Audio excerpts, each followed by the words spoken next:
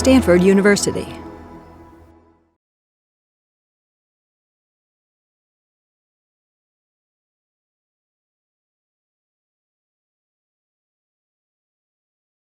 My name is Dr. Tia Rich, and I have the pleasure of organizing the Stanford Contemplation by Design Summit, and I recognize some of you from the prior sessions in this year's summit.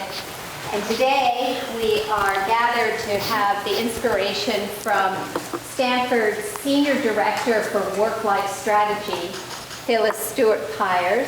And Phyllis brings to us a lot of original content for the work-life demands that we all are navigating here at Stanford. She came from the high-tech industry and distinguished herself through designing a program at Cisco and also at SAP. She also has worked here at Stanford with the Clayman Institute for Gender Research, and in 2016-17 received the Beyond Bias Fellow distinction. One of her unique programs that certainly caught my attention was a program called Babel, Back After Baby Leave Ends. So that's a sign of her creativity. We invite you to think about the core ARC framework of contemplation by design, the PEACE acronym of pause, exhale, attend mindfully, connect with yourself, nature, and others, and express. As you listen to what Phyllis is going to share today, as it ties into those skills, and she really builds upon that foundation and helps you to actualize it in your daily life. I'd like you to give her a warm welcome and a round of applause as I give her a small expression of gratitude. Thank you. Thank you. Right. Well, hello, everybody. And I have to give credit where credit is due. The Babel title actually came from Mona Hartman, who's back there at the back door. She is the most creative member of my team. So I just wanted to make sure and say that right up front. So I am so glad to see some familiar faces and some new members of my community here at Stanford. And I have to say, doesn't it feel great to be part of community this week? And to just take a moment to pause and to contemplate. I'm going to be seeking other opportunities to do that during this week as well, as sort of life creates a lot of energy around all of us. So I want to thank the Contemplation by Design team for welcoming me back again this year. It's been a few years, and the program just gets better and better all the time. And so I hope you've had the opportunity to take advantage of not just this session, but more as well. So in the time since I've spoken at the Contemplation by Design week, I've put some more years under my belt here at Stanford. And I've had the opportunity to do a number of things that have put me in even greater touch with the Stanford community, with the challenges that people are experiencing with respect to work-life conflict, and then additional ideas, because this work is done by a collection of ideas from the people that are on this journey with us. And that's how we get the work-life integration tools that we need. So I'm excited about that. My team has done workshops and sessions like this for hundreds of people across the campus. We've done it for intact teams. We've done it for groups of different affiliations. We also have created something called My Working Life Circles, and I'm going to talk a little bit about that and some of the curriculum and activities that we're going to engage in with together over this next hour come from the My Working Life Circles content. And so I'll point that out. They're actually a 6-month arc of people in groups of 6 to 8 peers meeting together and going on a journey of identifying how to gain greater work-life integration. And so again, you're going to get an hour of a 6-month journey that we're taking people on. But again, we'll talk about what that looks like. I've also, as was mentioned, I am engaged with the Clayman Institute, and I love the work that they do. I've also had the opportunity to serve on the long-range planning area steering group for the community. And that was an incredible experience and opportunity.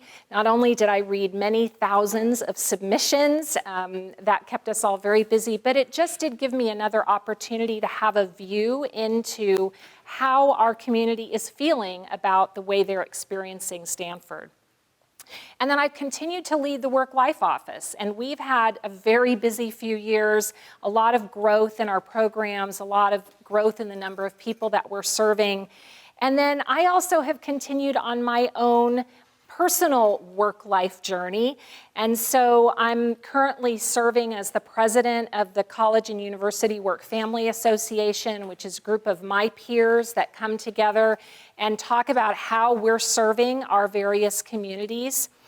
And my dad walked his end-of-life journey, and that then resulted in my serving as trustee for my parents' trust, a very complicated, difficult experience for me and my siblings.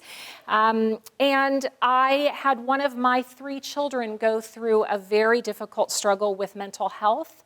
She's doing better now, but again, a very big challenge for my family, for my extended family. And then I was reminded in the midst of all of that of the importance of exercise and healthy eating, something that I wasn't doing a lot of, and so needed to kind of rethink about how I was going to integrate that into my life. So, and then I was just reminded, I was sharing with Tia, because our life was not complicated enough, we adopted a new dog a couple of weeks ago, and so that just threw everything into complete upheaval. Just when we thought we'd gotten, a couple things smooth sailing, we decided to adopt a new dog. So, just to tell you, I do thrive a little bit on chaos. So through all of those things, I remain a very deep listener and continual learner, and somebody who, as I mentioned, believes that while each of us walks a very unique journey, none of us have the exact same combination of dependence or responsibilities or ways that we engage with our community, but we can be of support to one another with the ideas that we have and that we come across that help us to think about this. And so, as I mentioned, I'm going to be using this opportunity to share lessons with you that have come from the work that we do in the community. I'm also going to share tips and best practices that I've heard from all the many people that I interact with, and then some that I use in my own life. And I also mentioned that we will be talking about the My Working Life circles as a point of reference for some of the activities as well. So you've got a handout in your seat, or hopefully you got one as you came in the door, and if you don't have one, somebody from my team can make sure that you do get one. And I'm going to give you some options of how you interact with the activities that I have there. There might be a couple of times over the next hour when I'll invite you to talk to somebody close by you about something that we're working on.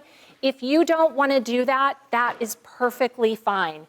You may have come here thinking to yourself, I want to spend an hour and I don't want to interact with anyone. If that's how you're feeling, please just gently look down, and we'll take that as a signal that you do not want to interact with the person next to you. But what I'm going to encourage you to do is, if you don't want to share what you're doing with someone next to you, I'm going to have you snap a picture of it and maybe text it to somebody who's important to you in your life that you might want to share it with later. Or if you just want to sit here for an hour and maybe even not listen to a word I say, but just have an hour of silence, that's good too. So whatever's going to work for you. All right.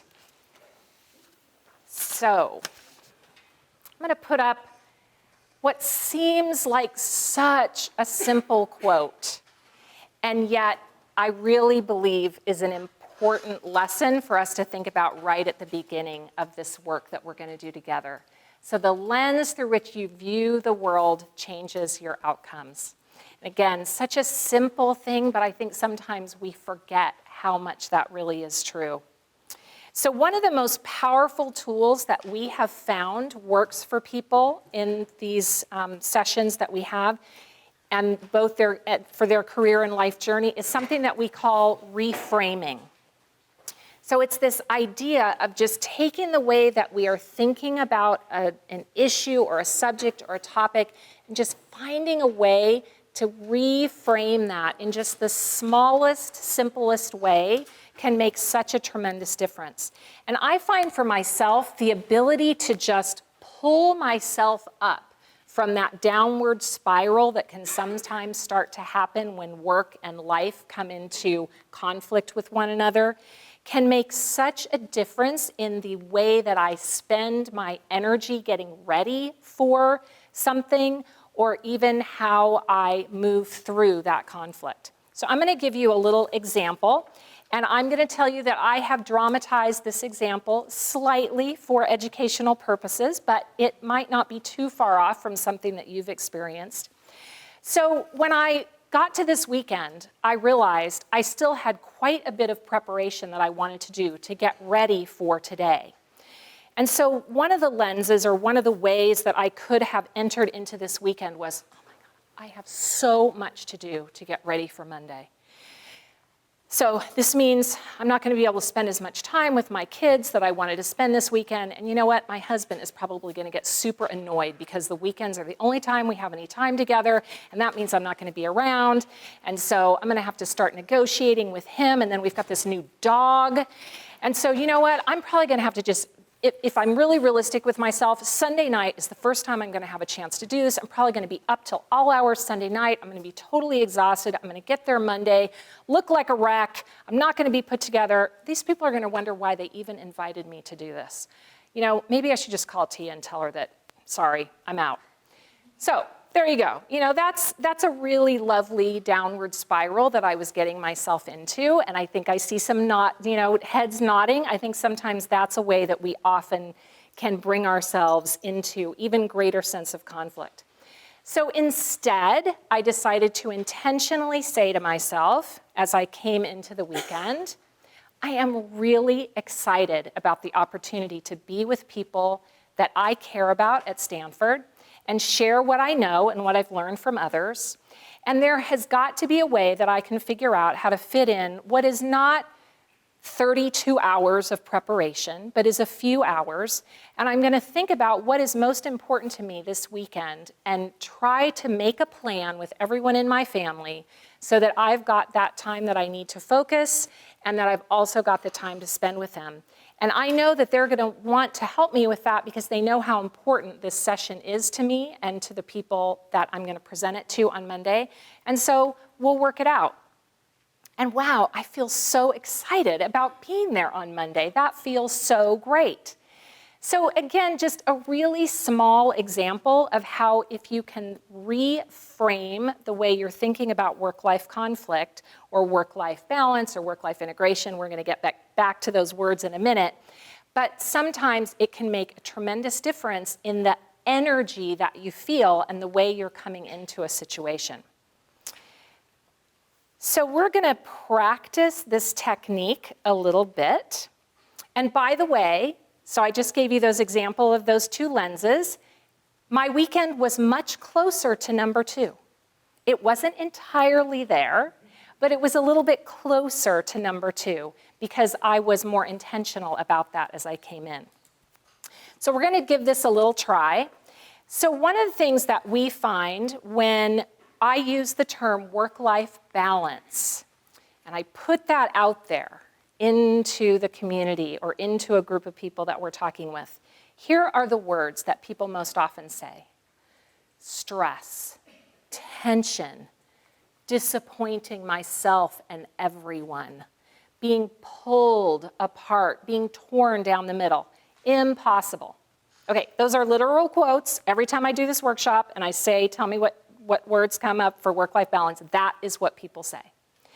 And so I think to myself, oh my gosh, I mean, so we've got a lot of people for whom that term is conjuring up these incredibly heavy, I'm not being successful with this feeling, And that must feel really awful then when you come up against a decision that you have to make to weigh and balance those two things, if that's the frame that you're coming at it from.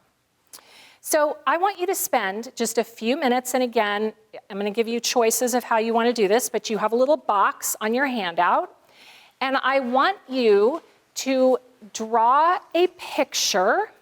You can use words if pictures don't work for you, and this does not need to be something that we're going to hang on the wall of the Louvre, okay? I mean, just really simple stick figures is great. And I want you to think about what would be the best possible definition of work-life balance, and what would that look like for you? And if you prefer to not use balance, so I don't use the word balance. So I'm a Libra, and we like the scales. And so what happens for me when I use the word balance is I think about I have to give from one, I have to take away from one in order for the other to work. That is a horrible image for me in terms of work-life balance. So I've used the term integration most of my career. Some people like fit. Some people love balance. So I want you to go for it if balance works for you. But so take a few minutes and draw an image, use words, but what would be the best possible definition of work-life balance for you? You're going to create a mental image.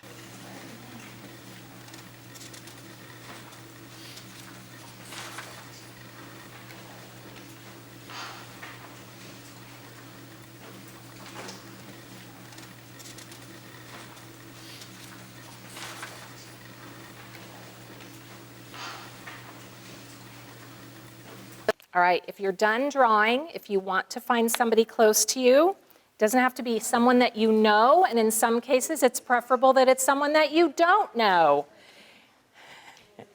And just mention to them what your picture's about. And again, if you would prefer not to,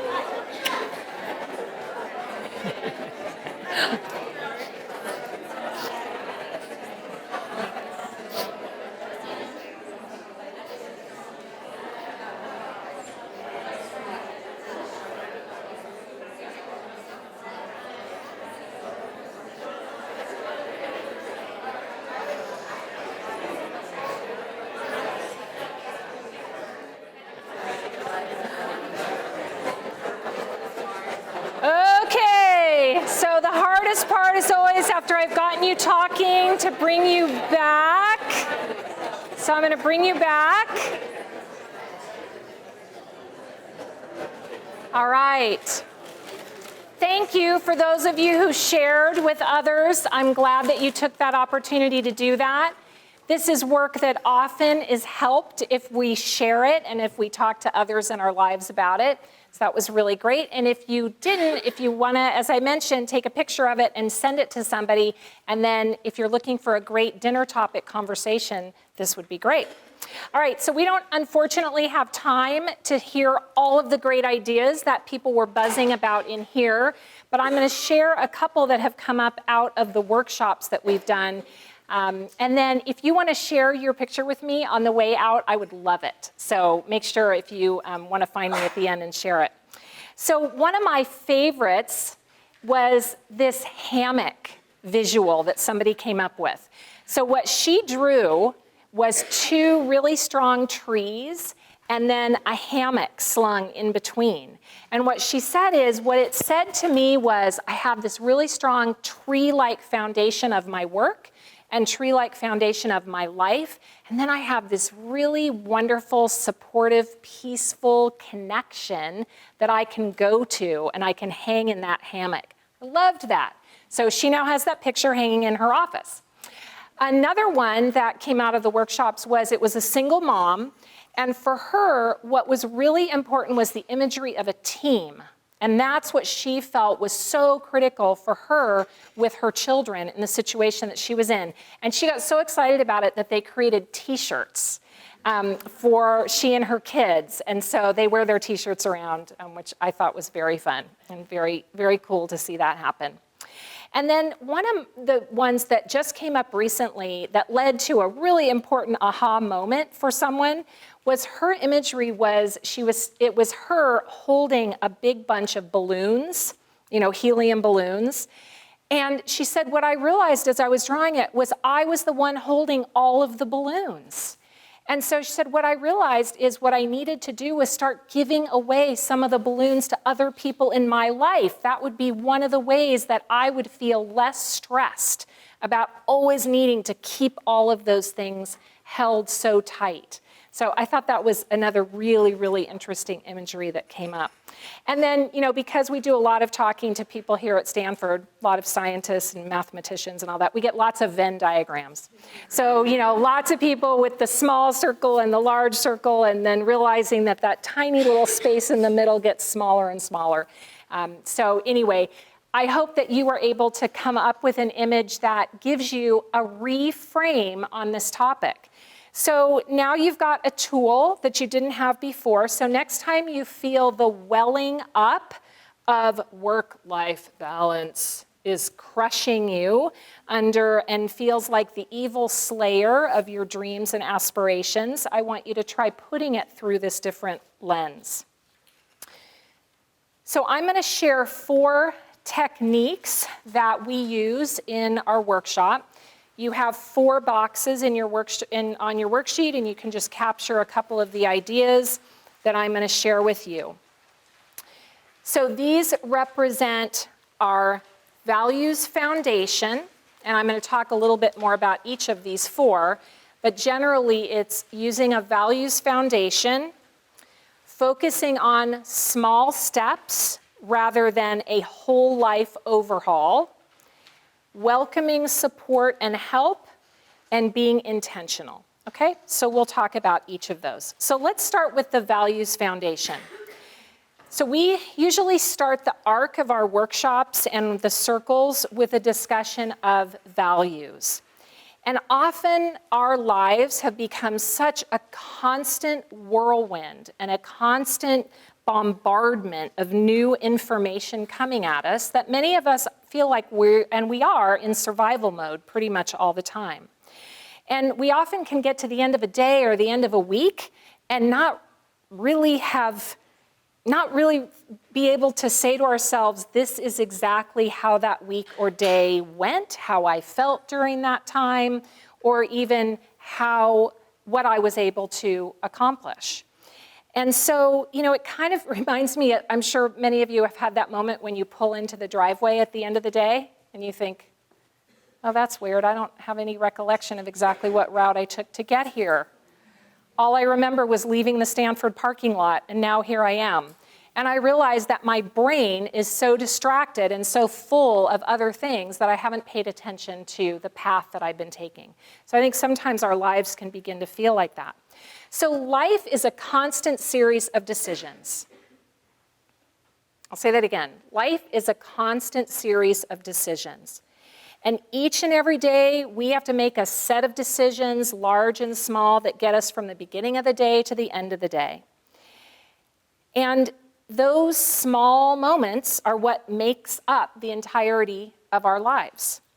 And if you're making some of those decisions with a real whack-a-mole approach, which some days feels like that, then there's a greater stress in the moments where you're choosing between a work or a life and you're having a conflict there. And also the additive value of some of the decisions that you are going to be making over the course of that time, you don't get the advantage of that. So I'm going to give you a little bit I'm going to think about some of the decisions that I had to make today before I got here to be with you. Did I hit the snooze button? Did I hit the snooze button twice? Or did I go ahead and get up? Did I help walk the dogs with my husband and spend that little bit of time with him that he really appreciates? Or did I say, forget it, I don't have time today. You go ahead and walk the dogs, I'll help you later. Did I have more caffeine? Or say, okay, pot of tea, that's probably enough. Did I send a text to my daughter who I know is having a very difficult test today that she's kind of worried about? Did I remind my son to remember his PE clothes? I'm going to come back to that part of the story. Did I look at that email that I got from my boss very early this morning asking for something that he needs for a meeting at the end of the day today and reassure him that even though he wasn't going to see me all day today, I was going to get that thing for him so that he wasn't worried about it and I wasn't worried about it. So I'm sure if you went back and thought about your morning, you'd have your own list of decisions that you had to make, things that you had to think about and say, am I going to do this or am I going to do that? And, you could just I could have just let the stress of the morning sort of sweep me along and make those decisions for me. And that is sometimes our default MO.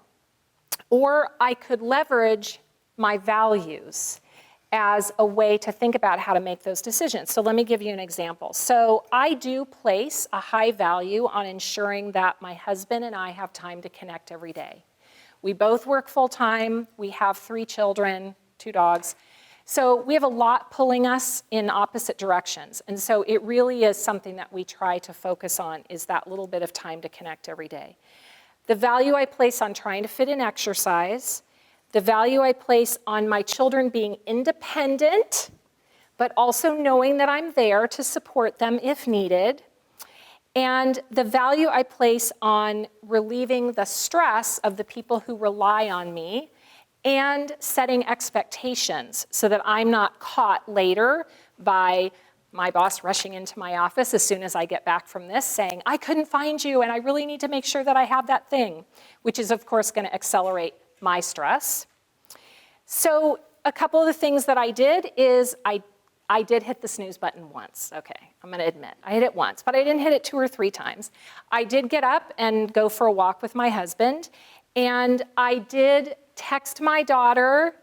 I did not remind my son about his PE clothes, and I'll tell you more about that story in a minute. And I did make sure that I sent an email to my boss to make sure that he could take a deep breath. So what we often find is that if people have not thought about their values in a while, sometimes they feel like they're making their daily decisions in more of this whack-a-mole fashion. So we encourage people to do the values exercise, and that there is one in your worksheet if you want to do that. You don't have to do it right now. Because one of the things we find is that people have often not done any sort of a values exercise for many, many years. And they also don't realize that your values change and they evolve, and they should. And so something that maybe you might have identified as super important to you 20 years ago is possibly not as important to you now. And so we do encourage people to take that time to do the really simple values exercise. And the way we do it, and what's in your handout, is just a big list of words, and you just circle the ones that resonate for you. And then if you really want to dig a little bit deeper, you go back to that list and choose the 4 or 5 of them that really feel super important to you. And again, this is not super scientific, but it is just something that can help ground you back into this idea of making your decisions based on values. So a couple of the examples that have come up from the workshops when we've done this is somebody ended up writing me an email that said, I really realized that I value nature and personal wellness, so I joined a bike club. And we go on bike rides every Saturday through nature, and that has really been a transformative experience for me. Another person said, I value connection and lifelong learning, so I have integrated a Zoom book club into my schedule 3 times a week. And another person said, I value cultivating creativity and self-reliance in my children, and so weekdays are now screen-free in my house. So it's just that idea of making the connection between our values with how we're spending our time and energy and how we're making those daily decisions that come up minute by minute. And so later today, when you need to make a decision about how you're going to spend your time or how you're going to spend your energy, I want you to think about, does this reflect a value? It might not. Not everything does. Not every minute is going to be this heavy value-laden decision. But if you can bring that forward to front of mind, there are going to be plenty of decisions over the course of your day that may be able to be reflective of your values. And then that cumulative power of feeling like you've made those decisions based in those values can really start to shift people's perspective. So that then leads me nicely to our next one, which is small steps. So often at the beginning of our workshop, we hear from people and they say, everything in my life is wrong. I need to change everything in order to feel differently about my work-life conflict. Everything about my work-life balance is screwed up. So I often, when I hear that, have to take a deep breath. And what we've found is seizing the opportunity of some really small, specific steps can often have a much greater impact than people might imagine. So again, I'm going to give you some examples that have come up from the workshop, but you hopefully will come up with a couple of your own, either while we're here today or later. So I interacted with a woman during one of our workshops, and she said, my daughter is missing me a lot. And I've decided that I need to stop working. And that's going to be a huge, huge difficult thing for my family because I really am the primary breadwinner, but I just am to the point of feeling so much guilt about the time that I'm not spending with my child. And so I said, okay, so first of all, is your child home all day? No, they're in school. Okay, so let's kind of think about that a little bit. And I said, what is something that your child really enjoys doing with you? She said she really likes playing games, board games. I said, okay, how much time does she need to play a board game in order to feel like she spent time with you? And she said, well, I don't know that. I said, well, how about if you ask her? So she asked her daughter, 15 minutes. Okay. So I said, well, how about if you identified 15 minutes that you could play a board game with your child, and I'm just going to suggest just try this for a little bit of time before you quit your job. And so, again, I know this sounds a little bit simplistic, but she came back to us a few months later and said, this has been such an amazing experience because it was that one small thing that I identified, that my daughter and I agreed on, that we found the time together and we've been doing it, and it's made a tremendous difference in how we both feel about our lives. And by the way, I did not have to quit. And I was very happy to hear that. So that's, again, an example of a very small step. Another person in our workshop approached her issue at the beginning and said, I am exhausted all the time. Okay. So I said, what do you think might help? She said, if I could just get 1 extra hour of sleep. So again, she wasn't saying I have to change everything about my life. When we began to just parse it down into what would be something that would make a difference. So she came back to us after a couple of months. She said, I've been very unsuccessful in getting a full extra hour of sleep, but I'm getting 30 extra minutes of sleep, and it's making a tremendous difference. And by the way, it feels great because I've accomplished something. The last example I want to give, somebody came in at the beginning of the workshop and said, my marriage is really suffering, and I'm actually to the point where I'm not sure that this is a relationship that I want to continue in. And I'm thinking, okay, I'm thinking a work-life integration workshop is possibly not the best place for you to bring this issue forward, but we'll give it a try. And she said, the thing of it is that we just really don't have a lot of things that we like to do together. And I said, okay, well, is there anything that you like to do together? And no, not particularly right now. I said, well, what's one thing that you have to do together? And she said, well, we have to walk our dogs. I said, okay, well, how about if you begin to walk the dogs together as just one way to have a little bit of time where you're interacting together as a couple? And she said, okay, I'm willing to do that because, when you're walking a dog, like you can choose to speak to the other person that's walking next to you or not, that sounded pretty simple. So, I give these examples. These are real people that have gone through our workshop. And what these examples are is this idea that when you often what we'll do is inflate it into everything is impossible and nothing can be done. And sometimes if we break it down into that one tiny change, that one tiny step that we can take, that can actually make more of a difference than we think it might. And so that leads me into this idea of accepting help. So we often believe that addressing work-life conflict is something that we have to do alone. It's something that we have to somehow prove that we're capable of doing. It's something that we have to achieve. We have to get an A+ in, all those things that come up for us. And so I just find that that is really not true. And I think that often for some of us, if we can recognize the need and the opportunity to accept some help and some support, that can often make this journey a lot easier. And so some examples that have come up from the workshops are the idea of getting a meal service a couple of days a week. I will tell you that for me personally, that was really challenging because I wanted to feel like I could cook, I could get all this done. I really resisted a meal service for a really long time. It's actually been a fairly transformative thing for me in my life to have a meal service twice a week. Not something that I do all the time, but it did really allow me to step away from what I felt was the bar that I had to have relative to meals for my family and give me a different opportunity to have some additional time. We also often have people in these workshops identify accountability partners. So somebody that they can work with to help them accomplish their one small goal that they've identified.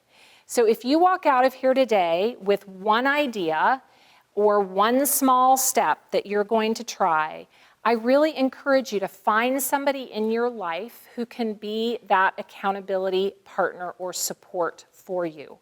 Because even just saying it out loud to someone, this is the goal that I have, this is the thing that I want to try, can often make a big difference in terms of whether we feel like we're going to be able to accomplish that. And so I think being willing to accept the support of others when it's offered is something that we often feel very challenged with. And so one of the things that I find helps me is if I think about the concept of paying it forward. And so the example that I like to give is when my children were younger, we lived on a cul-de-sac, and I was the only mom who left the cul-de-sac in the morning to go to a job outside of the home. And that was very challenging. But one of the things that I noticed was that by the end of the week, the moms that were working in the home with their children were really sick of those children by the end of the week. And I had this fresh, open house where the children had not been all week. And so I, over the weekends, would just throw our doors open and say, come on in, have fun, use our backyard, play with my children. And that added up a lot of points, to be honest with you. And so then when things like birthday parties at 2:15 on a Tuesday came as a regular part of my routine and I wasn't able to get there and get my children, I had all this reciprocity built up. And so, I know it might sound slightly calculating, but sometimes that's what we have to do when we are trying to navigate these things. And so I encourage you to make sure that your network is really healthy and really active and that you've invested some time. One of the things that's also important is to figure out what kind of help you need and who can offer that to you. So I think it's really important that we all have cheerleaders, that we all have somebody who tells us that we are really great no matter what. And that is different than your truth sayer. So you also need a truth sayer in your network, and that's somebody who will say to you, the hard truth of something that they might notice. But make sure you've got your cheerleader and your truth sayer, because those are two really important parts of your network. So that is going to lead me to our last little piece here, and that is about being intentional. So I personally have to literally have physical reminders to keep myself attentive to being intentional. And a couple of those are, I have a tea mug that has a quote on it that reminds me of my own personal power to have a positive attitude. It looks like Tia just gave me a new one that I'm going to be able to add to my collection. I have a stone that sits on my desk with the word breathe on it, and it is crazy how often I'm not breathing when I look at that stone. And so that really helps me, and I actually keep it on the top of a pile of paperwork, so that as I'm making that action of going towards the work that I need to do, I'm being reminded of being intentional with that. I keep a list of my children's most positive attributes in my wallet. And that is really helpful because sometimes when I'm in the midst of a work-life conflict that is being caused by one of my children, having a reminder about the attributes that they bring into my life can really help calm me down. Be like, yes, okay, we're in this together. By the way, my son did not remember his PE clothes. And so I got the text as I literally was backing out of the driveway to drive here. Mom, I forgot my PE clothes. And so I had to reach back into my values and say to myself, okay, am I gonna lecture him about the fact that he could have remembered his PE clothes? And so, there's different feelings about this. Some people would say you should have just let him, not dress out for PE today. And I actually knew that I was driving right by his school. And so it took me 2 extra minutes, so I did take his PE clothes. And by the way, I got a very nice thank you text, which from a 13-year-old boy is a really important cachet. So it was, it was worth it. It was worth it. Sometimes you gotta do those things. So then the other thing that I do is I do set intentions. And so I have a list of my 2018 intentions plastered a bunch of different places. I have it on my mirror in my bathroom. I keep it in my day planner. I keep it on the inside of my computer, things like that, just so that I'm being reminded of what it is that I set as my intentions. And if you've never done intention setting, I highly recommend it. It's a pretty simple exercise, and keep the list short, but I'm happy to talk a little bit more about that. And then my husband and I do something that I always get teased about how this is like the most unromantic sounding thing possible. And yes, it is, but it has, we have been married 27 years. So we do a 6-month check-in, and we go out to dinner and we say to ourselves, the last 6 months felt great because of these things, or the last 6 months felt really hard and crappy because of these things. And we would like the next 6 months to feel different in this way, and what are some things that we're gonna need to work on in order for us to both meet those goals. So again, those are some of the ways that we set intention. So some of the suggestions that have come from the workshop are, each morning, I set 2 to 3 intentions for the day. So maybe if I have a challenging presentation that day, I set the intention that I will try to be clear and confident. 2 days a week, I sit outside and read a book that I've identified as helping me to be intentional, or a gratitude journal or jar. I don't know if any of you have those. I have someone at my office that has a jar that is filled with little pieces of paper that are things that she is grateful for. And if she's having a moment of challenge, she can reach in there and pull out one of those pieces of paper. And it's just, again, just a really simple exercise that you can use.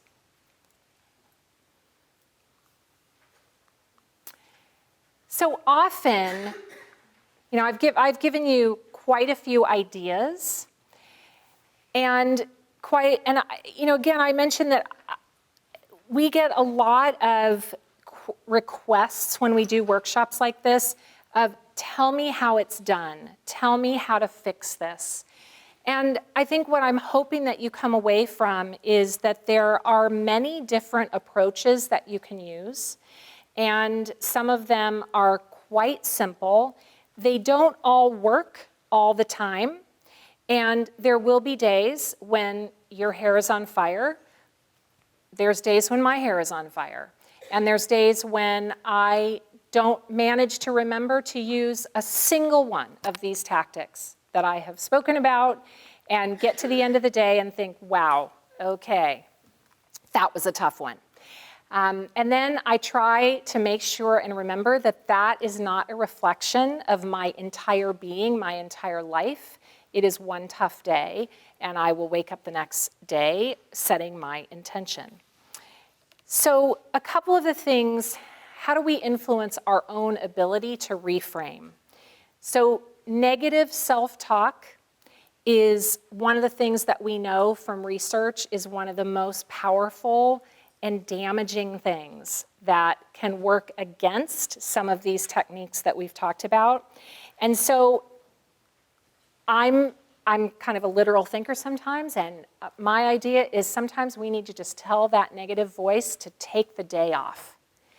Thank you very much for your input. Now, I'm going to handle it from here today. And sometimes just that literal act of inviting that little negative voice to take the day off and not be present can sometimes be helpful. And then I also just want to remind us all that perfection is not the goal. I think that for those of us here in this Stanford community, that is a really hard thing to remember, because we are surrounded by our own personal desires to be perfect, as well as an atmosphere that encourages us to strive to perfection. And so that can be really tough. And so I think reminding ourselves often and regularly that perfection is not the goal.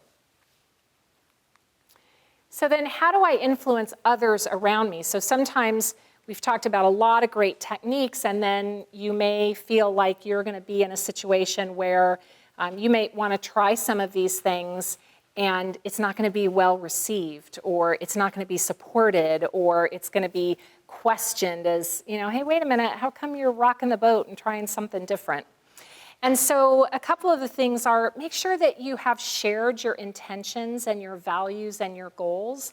So as I said, if your one small step is to get an extra 30 minutes of sleep, make sure that you're sharing with the people in your life why that's important and why you're trying to do that and how they can be supportive to you in that, rather than just saying, hey, I'm out 30 extra minutes tonight. Good luck with all those dishes. All right.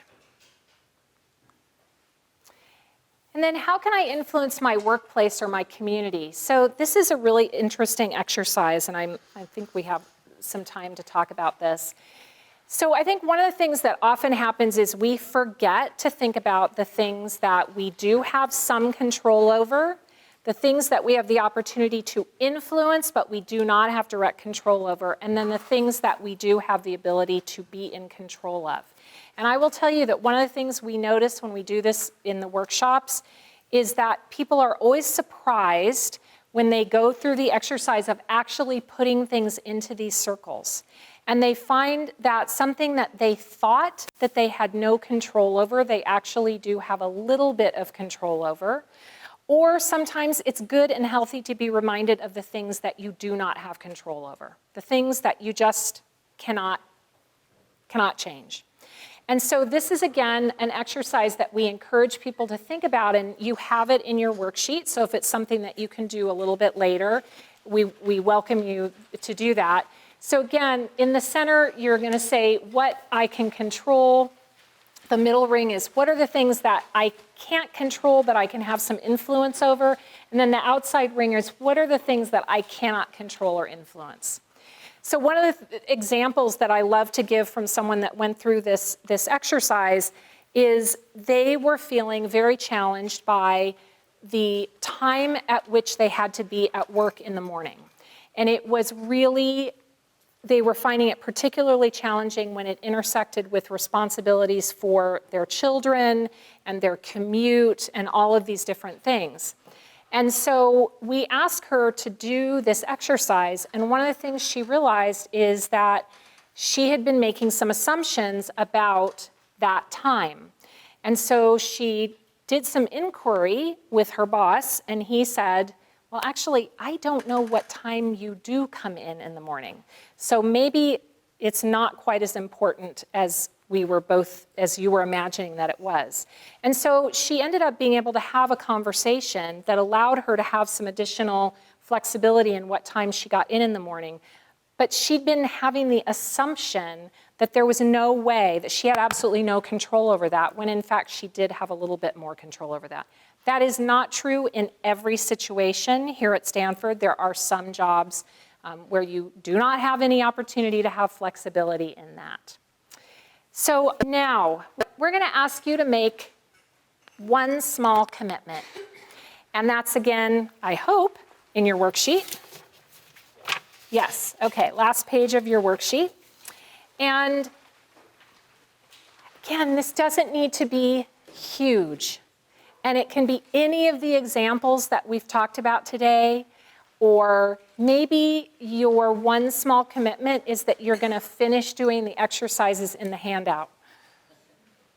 That can be it. Or that you're going to tell somebody tonight about this workshop and an aha that came to you as a result of being in this workshop. So just take a few minutes to make that one small commitment goal, and consider there's a couple of questions there on page 5 that you can dig into if you want to do that, and we'll take just a couple of minutes to do that.